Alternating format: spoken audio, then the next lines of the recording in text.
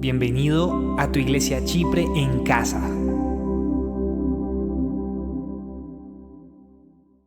Dios mío precioso, gracias por tu palabra. Te entrego, Señor, este tiempo en tus manos para que tú sigas hablando en nuestro corazón. Tú sigas hablando esa palabra que necesitamos recibir, Señor amado. Gracias por tu dirección, porque tú eres el que hace la obra, Señor. Tú eres el que nos habla, Señor. A ti sea la gloria, a ti sea la honra, precioso Dios.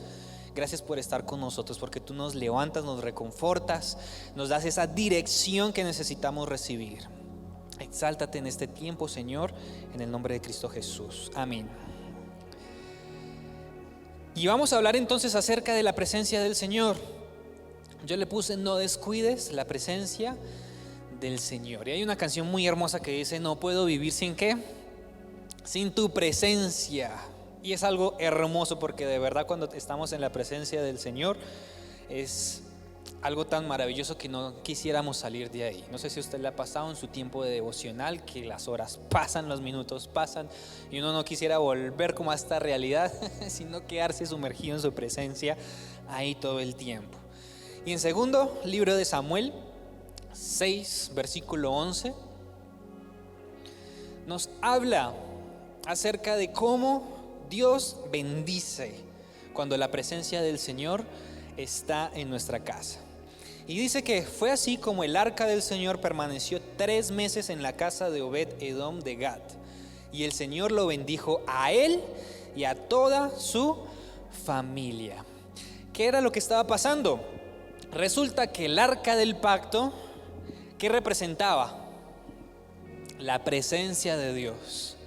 Eso era en el Antiguo Testamento, antes de que nuestro Señor Jesucristo nos abriera la puerta, nos rompiera ese velo, estaba el arca de la presencia del Señor. Y solamente el sumo sacerdote podía entrar a la presencia de Dios. Pero resulta que en ese entonces, el arca fue robada. Cuando Israel fue derrotado por sus enemigos, porque Israel se había alejado de Dios. Le había dado la espalda a Dios. ¿Y Dios qué había dicho?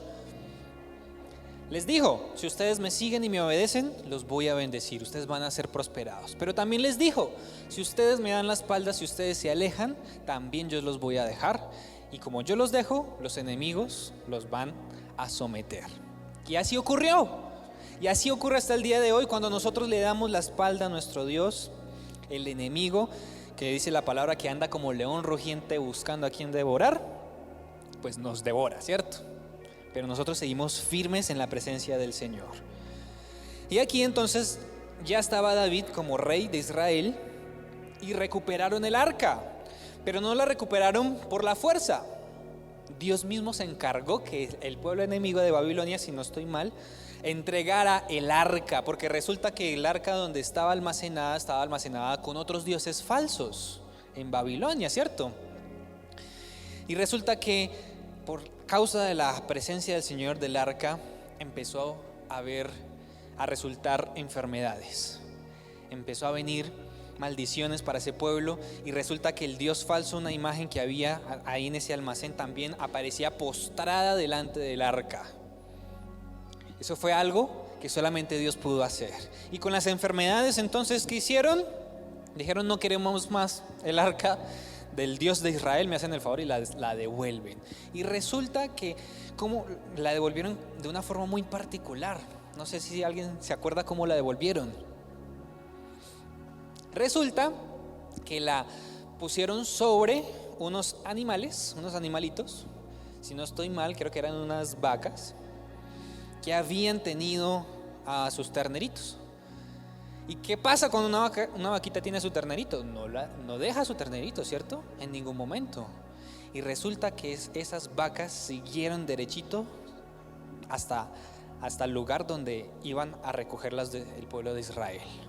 No se devolvieron por sus crías. Esto lo hicieron para ver que realmente era la presencia del Señor que estaba en el arca, y que era la causa de las enfermedades y de lo que estaba ocurriendo en ese pueblo. ¿No les parece algo tan maravilloso? Algo milagroso. Y después, cuando ya los de Israel fueron por el arca, vieron venir el arca, resulta que La transportaron, pero había una regla y una norma para transportar el arca. No la podía transportar cualquier persona, sino los levitas, los encargados de ministrar en el templo. Por eso los levitas no tenían ni tierra, ni casas, ni nada. La herencia de los levitas era la presencia del Señor y vivían de las ofrendas de todo el pueblo de Israel. Amén. Resulta que entonces hubo una persona que en un momento dado el arca se inclina y casi se cae. Y por su buena intención, tal vez no tenía conocimiento de la palabra, no sé cuánto tiempo habrá estado el arca fuera de Israel, cuánto tiempo habría pasado, pero resulta que por su buena intención él extiende su mano para que no se caiga el arca. ¿Y qué fue lo que ocurrió? Murió ahí en el lugar, porque se saltó las normas, porque aunque tuvo una muy buena intención, no obedeció. Y eso también nos habla de que a Dios no le podemos tomar como cosa liviana, sino que las cosas del Señor las debemos tomar muy en serio. Luego de eso, entonces, el arca la llevaron provisionalmente a la casa de Obed-Edom, que era también de la familia de los sacerdotes. ¿Y qué resultó? Que el Señor lo bendijo a él y a toda su familia. Y es que, amada iglesia, cuando la presencia de Dios está en nuestras casas, somos bendecidos nosotros y nuestras familias. Amén. Así que la primera invitación, o bueno, no sé cuántas invitaciones ya llevamos, es que le digamos al Señor: habita en mi casa. Que le abramos las puertas de nuestra casa para que Él entre, bendiga a nuestras familias, bendiga todo lo que tengamos, porque todo fue bendecido, inclusive las posesiones que tenía Obed-Edom fueron bendecidas. Procuremos todos los días darle lugar a la presencia de Dios en nuestros hogares. Cerrémosle la puerta al enemigo. Cerremos la puerta a todo lo que nos aleja del Señor y abramos la puerta para que la presencia del Señor esté en nuestras casas. ¿Y con esto a qué voy? Que también dice la palabra que no contristemos al Espíritu Santo, ¿cierto? ¿Y de qué manera nosotros lo podemos contristar? ¿Ustedes qué dicen? Cuando desobedecemos, ¿sí? ¿Qué más? Cuando pecamos. Y hablando más específicamente, ¿qué podemos decir? Cuando en nuestra casa permitimos que hayan peleas, cuando en nuestra casa permitimos que haya groserías, cuando en nuestra casa permitimos que haya rebeldía, orgullo, falta de perdón, cuando alzamos la voz en la casa, ¿cierto? Contristamos al Espíritu Santo. Y ahí le cerramos la puerta y le abrimos la puerta al enemigo que busca y está constantemente buscando por dónde meterse, aunque no haya sido invitado. Procuremos que la presencia del Señor esté en nuestras casas todo el tiempo, sin contristarlo, sin mentiras, ¿cierto? Porque también contristamos al Espíritu Santo cuando en nuestros hogares hay mentiras, cuando no somos sinceros, cuando tenemos secretos, cuando escondemos, cuando hacemos las cosas a escondidas. Procuremos que la presencia del Señor esté en nuestra casa, porque si no, vendrán momentos donde nosotros nos vamos a preguntar: bueno, ¿y dónde está Dios? Y bueno, ¿yo qué hice para merecer esto? Cuando nosotros mismos estamos ignorando nuestras acciones que están cerrándole la puerta a la presencia del Señor y abriéndosela al enemigo. Dios quiere bendecir nuestras casas y nuestros hogares. Y también Él nos motiva a que cumplamos su palabra, que no seamos solamente ¿qué? Oidores de la palabra, porque sabemos mucha palabra, conocemos cuál es el bien y cuál es el mal, pero en muchas ocasiones se nos olvida la palabra, se nos nubla el juicio por el enojo, por el orgullo, por la soberbia. Usted sabrá, ¿cierto?, cuál es su caso. Se nos olvida la palabra y abrimos puertas para que la presencia del Señor no esté, o le cerramos la puerta. Pero Dios es tan bello que Él nos da nuevas oportunidades. Amén. Y en esta mañana hay una nueva oportunidad para que tú le digas al Señor: Señor, yo te abro una vez más la puerta de mi casa, la puerta de mi vida, para que tú habites en mí. Ayúdame con mi carácter. Hubo algo que leí que decía que a veces nosotros malinterpretamos lo que es el carácter fuerte y decimos que, es que la persona es de carácter fuerte, y va y uno mira a la persona y es gritona, se enoja con facilidad, y a eso le llamamos de carácter fuerte. Y resulta que no es de carácter fuerte, esa persona es de carácter débil. Porque una persona de carácter fuerte es la que tiene la habilidad de controlarse a sí mismo. Esa es la persona de carácter fuerte. Y eso es lo que Dios nos llama a que nosotros seamos. Y Dios también permite que pasemos por diferentes situaciones para que se nos forme ese carácter fuerte realmente. Así que no ignoremos. Hace 8 días estábamos en ayuno del Ministerio de Alabanza y Dios puso en mi corazón que empezáramos a renunciar al orgullo. Porque resulta que eso no es un secreto, ¿cierto? Cuando una persona es visible, o cuando Dios la empieza a usar, o le da un don, o le da un talento, ¿cierto? Es fácil que se empiece a levantar el orgullo, o que empiece a mirar por encima del hombro, que o que nadie toca como yo, nadie canta como yo, en fin, etcétera. Eso nos pasa a todos en todas las esferas de la sociedad, ¿cierto? Entonces, nos propusimos renunciar al orgullo, pero resulta, amada iglesia, que eso, como le decía ahorita, no es simplemente hablarlo. Es una parte, sí, yo decir renuncio al orgullo en el nombre de Jesús, pero resulta y pasa que también Dios permite que vivamos ciertas situaciones para morir al orgullo. Y ese mismo domingo yo, empezando por mí, viví unas cosas que yo entendí inmediatamente. Gracias, Señor, porque esto apunta a mi orgullo, a que yo tengo que morir a mi orgullo. Y en los muchachos de alabanza también pude ver, y en la semana también, que hay cosas que nos pasan que apuntan a nuestro orgullo. Y pudimos charlarlo y decir, es orgullo. ¿Por qué te molesta tanto? Es porque está apuntando a tu orgullo. ¿Por qué sacas excusas? Y los versículos que leemos apuntaban a eso, que cuando uno es orgulloso siempre saca excusas. Es que yo hablé así, pero fue porque él me habló primero de esta manera. Es que yo actué así, pero fue por culpa de Jolanito que me sacó la piedra. Y le echamos la culpa a las otras personas. Y eso es el carácter débil, porque no tenemos dominio de nuestro carácter, sino que a cualquier cosita que haga la otra persona, entonces es culpa de ella por mi reacción. ¿Eso tiene lógica? No es lógico, ¿cierto? Eso es evadir nuestra propia responsabilidad. Haga lo que haga Julanito, haga lo que haga Julanita, yo soy responsable de mis acciones, yo me controlo. Y dice la palabra que el que refrena su lengua, mejor dicho, es un duro, ¿cierto? Porque la lengua, refrenarla, que incendia la rueda de la creación, dice la palabra. Entonces busquemos la presencia del Señor para que nuestro carácter esté controlado y nosotros seamos bendecidos con la presencia del Señor. Continuamos en Éxodo 33:15. Este pasaje en la Nueva Traducción Viviente nos habla acerca de algo que dijo Moisés. Dijo que si tú mismo no vienes con nosotros, no nos hagas salir de este lugar. Y bueno, aquí es una conversación que tiene Moisés con Dios, que Dios le estaba diciendo a Moisés que iba a ir con él.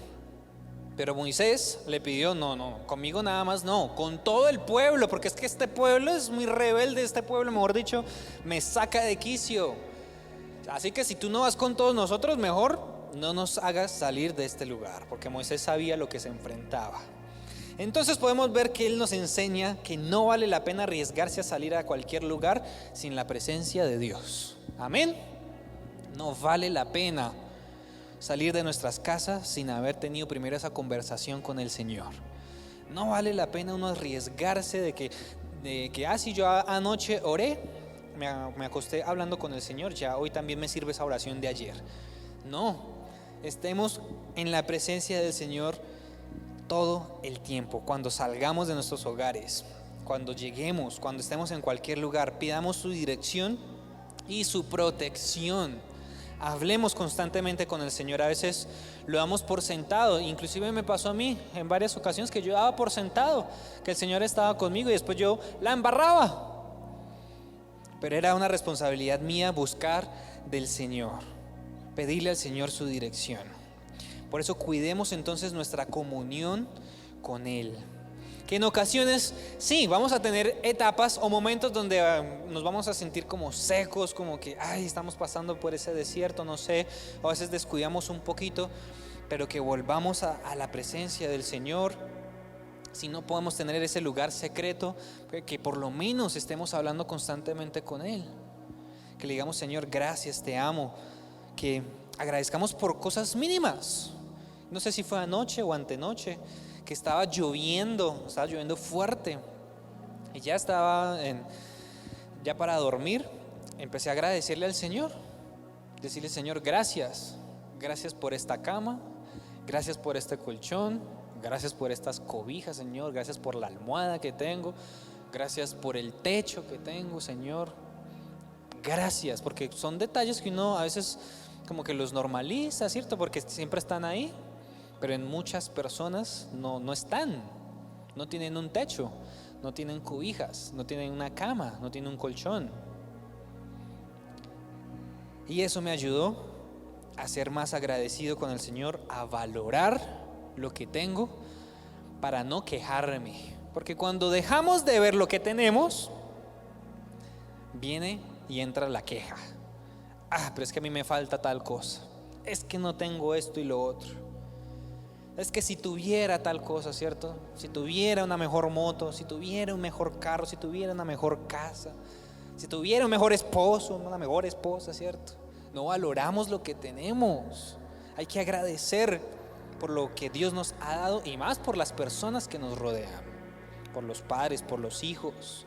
Seamos agradecidos porque Dios ha sido bueno con nosotros. Y cuando nosotros somos agradecidos, el Señor provee y da más bendición. Amén. Si queremos ser bendecidos, seamos agradecidos primero con lo que tenemos. Porque si no somos agradecidos con lo que tenemos, nunca vamos a llenar esos vacíos que muchas veces pensamos que se llenan con las cosas materiales o con las personas, ¿cierto? Porque muchas personas tienen afán de casarse o afán de tener un novio o una novia, que porque eso les va a solucionar su vida. Y eso es verdad. Los casados, ¿qué dicen? ¿Les arregla la vida? No, es un complemento la persona. Y si yo no estoy listo, yo solito, yo no soy feliz, si yo solito no he aprendido a enfrentar las situaciones de la vida, lo que yo voy a hacer es una carga para mi pareja. Voy a hacer un matrimonio pero conflictivo, porque claro, yo solo no era maduro, no era una persona madura. Ya cuando tenga pareja, pues voy a demandarle a mi pareja: venga, lléneme mis vacíos, ayúdeme con mi madurez, ayúdeme. Y va a ser un noviazgo o va a ser una relación de matrimonio insano. Entonces no nos aceleremos a los tiempos que Dios tiene con nosotros. Seamos agradecidos con lo que tenemos también, que el Dios sabe cuáles son las peticiones de nuestro corazón. Dice la palabra que deleítate a sí mismo en el Señor y Él te concederá las peticiones de tu corazón. Pero deleítate en el Señor. Y eso es ser agradecido. Decirle: Señor, gracias por la vida que tengo. Gracias, Señor. Una vez me hizo caer en cuenta también ver el estilo de vida de otros hijos de pastores. Y yo ya lo he comentado una vez también con los hijos de los pastores de la iglesia de Su Presencia, que me gusta mucho esa iglesia, es espectacular. Y en estos días volví a recordar eso, que es una iglesia muy grande y las transmisiones la ven miles de personas. Y la hija de los pastores ya empezó a predicar. Y en las primeras veces yo veía las predicas y se le notaba mucho el nerviosismo, porque claro, y yo me colocaba en el lugar de ella. Yo decía, claro, es que es un contexto muy diferente. Es Bogotá, es una mega iglesia y la están viendo miles de ojos. Es una presión muy grande. Y en ese momento yo le dije: Señor, gracias por mi vida. Gracias por mi iglesia. Porque cada uno, Dios nos pone en el lugar que a nosotros nos corresponde, y necesitamos ser agradecidos donde Dios nos pone. Que me encantaría tener muchas cosas que tiene la iglesia de Su Presencia, pero bueno, será en el tiempo del Señor. Amén. Y la presencia del Señor también nos ayuda a tomar buenas decisiones. En Jueces 18, versículos 5 y 6, dicen unas personas que iban de viaje, que se encontraron con un levita: te rogamos que consultes a Dios para que sepamos si vamos a tener éxito en nuestro viaje. El sacerdote les respondió: vayan en paz. Su viaje tiene la aprobación del Señor. Y es que hay muchas cuestiones en nuestra vida que pensamos que es la voluntad del Señor, o a veces no sabemos, pero aquí nos está dando este pasaje una guía y una dirección, que nosotros necesitamos siempre consultar al Señor y no apoyarnos en nuestra propia prudencia. Que todo lo que emprendamos tenga la aprobación de Dios, no la aprobación de los amigos, no la aprobación del prójimo. Primero que tenga la aprobación de Dios. Amén. Y si tienen a sus padres vivos, también que sus padres tengan esa aprobación, que es la segunda autoridad que nosotros tenemos aquí en la tierra: honrar a nuestros padres. Proverbios 3:5 nos dice que confía en el Señor de todo corazón y no en tu propia inteligencia. Confiemos en el Señor para entregarle esos proyectos y esos planes que usted tiene en su casa, con su familia, con su esposo, con su esposa. Entréguenselos al Señor. Esos planes que usted tiene con su hijo, con su hija, entréguelos al Señor. Esos planes que usted tiene con sus padres también, pídale al Señor esa dirección y no nos apoyemos en nuestra propia inteligencia o en nuestra propia experiencia, porque hay caminos que al hombre le parecen ¿qué? Rectos, derechos, pero su fin es camino de muerte. Consultemos al Señor, tomémonos nuestro tiempo sin afán, porque a veces tomamos decisiones en el afán, en que tiene que ser así, rápido, rápido, rápido. Y generalmente cuando tomamos esas decisiones por presión o por el afán o por el poco tiempo, nos equivocamos, ¿o no? Generalmente pasa así. O cuando nos dejamos presionar que por las promociones, que solo por hoy hasta las 4 de la tarde lleve su televisor de 50 pulgadas por 200,000 pesos, qué sé yo.